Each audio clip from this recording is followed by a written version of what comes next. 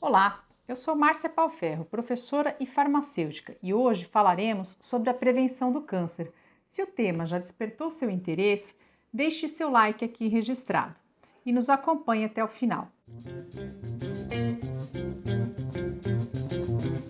Bom, o segundo mês do ano ele é dedicado à campanha chamada de Fevereiro Laranja, que é para a conscientização sobre a leucemia, um tipo de câncer no sangue. Neste mês também celebramos o Dia Mundial do Câncer, em 4 de fevereiro, e o Dia Internacional de Luta contra o Câncer Infantil, em 15 de fevereiro. Com tantas datas de conscientização neste mês, eu não poderia deixar de dar uma pequena contribuição. Bom, o câncer, na verdade, ele é um termo que abrange mais de 100 tipos diferentes de doenças malignas, que variam conforme o tipo de célula atingida e a alteração que essa célula sofre. Todas as nossas células, elas possuem um manual de instruções interno, que é chamado código genético ou DNA. Esse manual ele já vem de fábrica, ou seja, ele já está presente no encontro entre o espermatozoide e o óvulo que deram origem a você. São os genes que determinam a sua aparência física, como a cor dos olhos, a estatura e também aquilo que as células de cada parte do seu organismo devem fazer.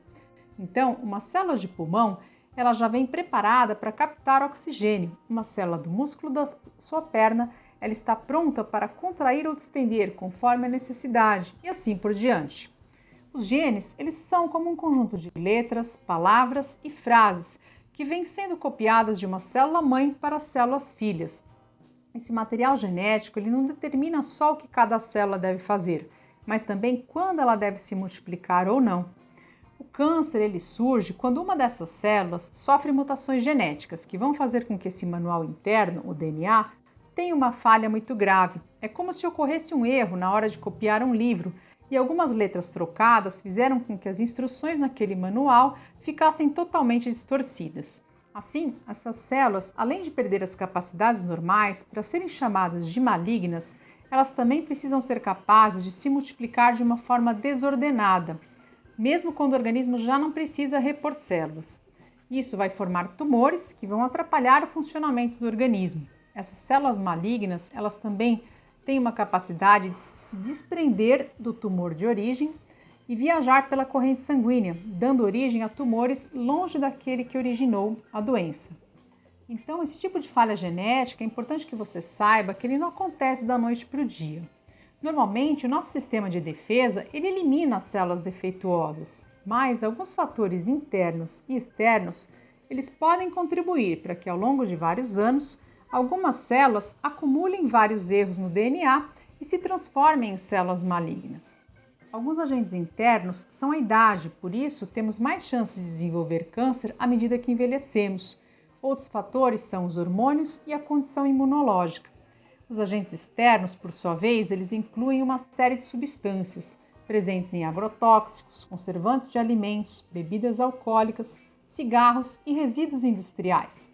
Dentre esses agentes externos, nós também não podemos esquecer das radiações, que é um perigo invisível, mas que pode contribuir para o desenvolvimento de câncer, como é o caso da luz solar e dos raios X. Dependendo do tipo de célula que é afetada, esse câncer ele pode se manifestar de várias formas, mas existem alguns sinais que são um alerta, como por exemplo, feridas que não cicatrizam, aparecimento de nódulos, perda de peso sem justificativa, sangramento vaginal anormal, presença de sangue nas fezes e dor persistente que não passa com nenhum analgésico comum.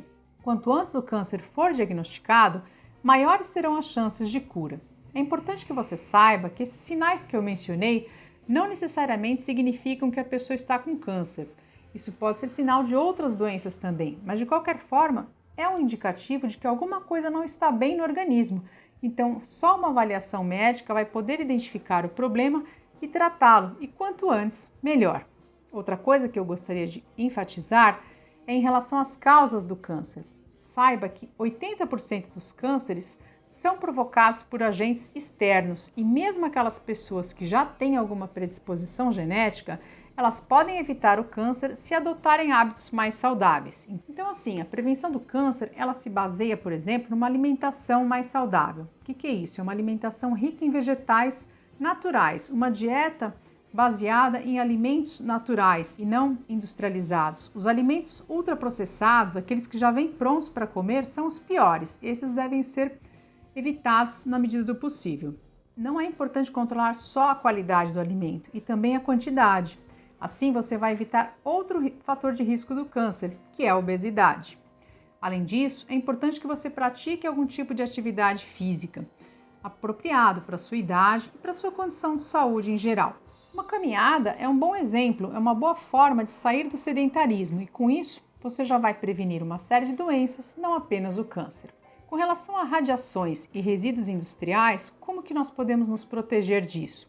Se há alguma coisa que está presente no ambiente de trabalho, o empregador é obrigado a fornecer para o trabalhador equipamentos de proteção, para que ele então não tenha contato com esses materiais, sejam os resíduos industriais ou até mesmo as radiações. No dia a dia, nós precisamos lembrar do sol e nos proteger dele. De que forma? Usando protetor solar diariamente e também evitando os horários de pico, que é o sol mais forte, entre as 10 da manhã e as 4 da tarde. E com relação ao cigarro?